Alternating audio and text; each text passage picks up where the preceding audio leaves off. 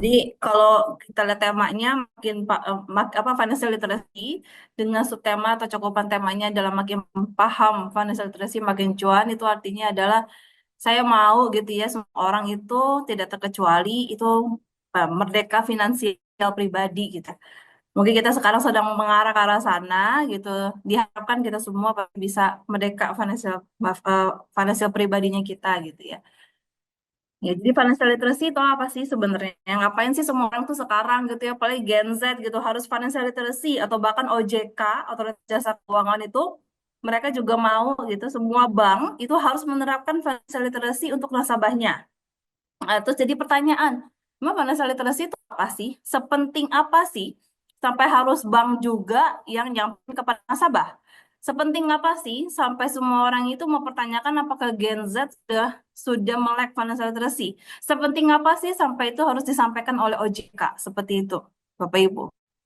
Ya, jadi financial literacy itu adalah pengetahuan, keterampilan, dan keyakinan yang memengaruhi sikap dan perilaku seseorang dalam mengelola keuangan. Nah, kalau kita ngomongin mengelola keuangan, pasti kan kalau zaman dulu mikir, ah berarti itu untuk perusahaan. Enggak, gitu ya. Sekarang pengelolaan keuangan juga penting untuk diri sendiri, gitu, kita pribadi. Aspeknya apa aja sih, gitu ya. Ada pengelolaan keuangan pribadi, budgeting, investasi, manajemen tabungan, dan pengelolaan utang. Berarti kalau misalnya orang banyak utang itu nggak apa-apa, gitu. Ibaratnya kalau kita dibilang banyak utang ya dalam masa sekarang ini gitu ya. Semakin banyak orang diberikan kemudahan seperti contohnya adalah pinjol gitu kan. Pinjol itu kan mudah banget ya Bapak Ibu untuk kita tuh bisa pinjam gitu. Nah, berarti itu kan sesuatu yang memang memang yang benar-benar apa sih semua orang tuh harus melakukan bukan harus ya, tapi ada kebutuhan untuk seperti itu utang gitu ya. Entah dia mau beli mobil, entah dia mau beli motor gitu ya. Bahkan sekarang pun di Pegadaian ada cicil emas, itu juga nggak apa-apa. Asal bisa dibayar gitu ya. Kita akan lihat nanti ada apa aja sih gitu ya. Nah, kondisi saat ini adalah berdasarkan hasil survei nasional literasi dan inklusi keuangan SNILK di tahun 2024, indeks literasi keuangan penduduk Indonesia itu baru 65,43%. Sementara inklusi keuangannya sebesar 75,2%. Jadi artinya ada orang-orang Indonesia itu sebagian besar sudah mengetahui gimana cara mengelola tabungannya, bagaimana cara investasi gitu ya. Tapi pertanyaannya itu adalah inklusinya gimana? Inklusi itu adalah gimana kita bisa tahu gitu ya, terkait dengan aset dan juga utang yang kita miliki saat ini seperti itu. Inklusi keuangan itu upaya untuk memastikan semua masyarakat, masuk yang berpenghasilan rendah atau tinggal di daerah terpencil memiliki akses terhadap layanan keuangan yang terjangkau dan sesuai dengan kebutuhan. Nah, masalahnya itu adalah harusnya literasi keuangan dahulu, tapi selanjutnya adalah inklusi keuangan. Tapi kalau kita lihat literasi keuangannya lebih rendah daripada si inklusi keuangannya seperti itu.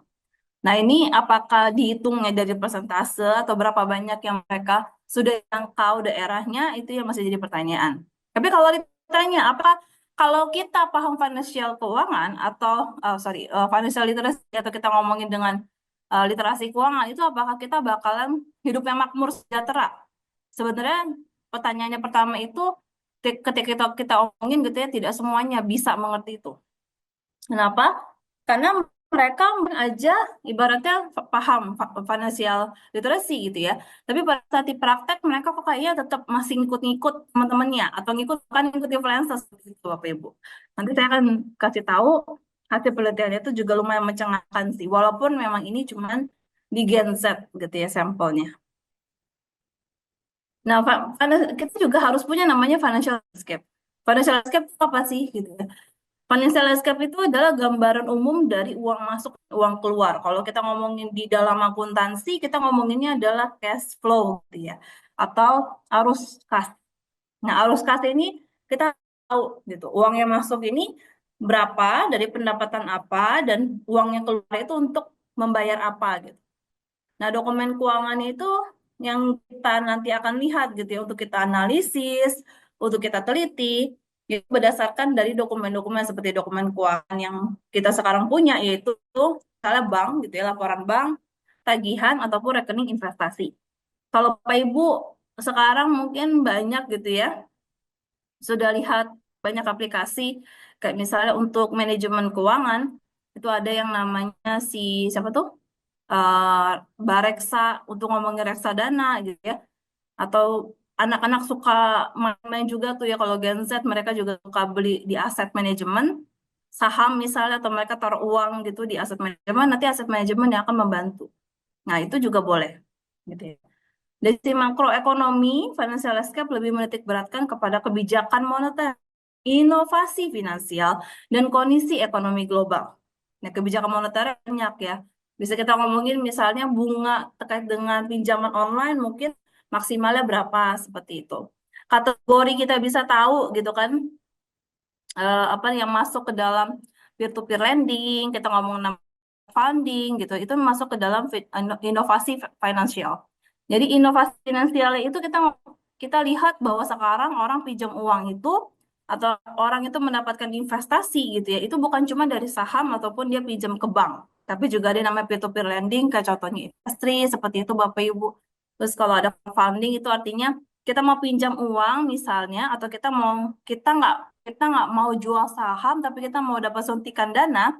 Nah, itu namanya pakai crowdfunding.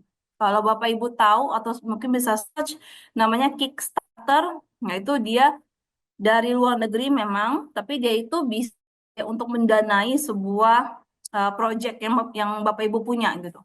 Misalnya aja kalau kita ngomongin, saya misalnya punya project nih. Saya punya project, saya mau buka kedai makanan, bisa seperti itu.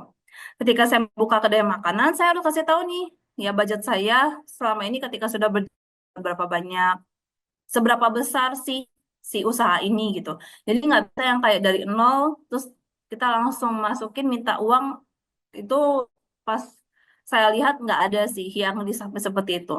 Jadi by proposal gitu ya. Nah, itu nanti akan di-review gitu sama si penyedia aplikasinya. Kenapa? Karena dia kan yang akan nge-publish, dia yang akan menarik investor gitu.